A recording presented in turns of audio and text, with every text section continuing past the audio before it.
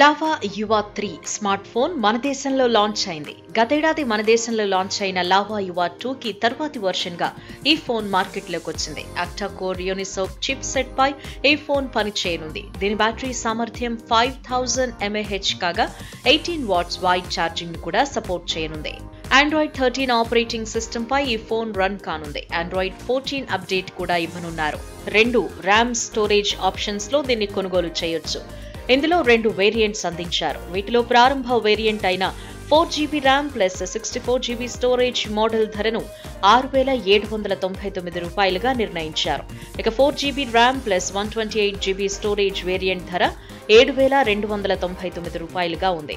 Amazon లో దీనికి సంబంధించిన సేల్ ఫిబ్రవరి 7వ తేదీ నుంచి ప్రారంభం కానుంది. లావా ఈ స్టోర్ ఆఫ్లైన్ రిటైల్ స్టోర్లలో ఫిబ్రవరి 10వ తేదీ నుంచి దీన్ని కొనుగోలు చేయొచ్చు.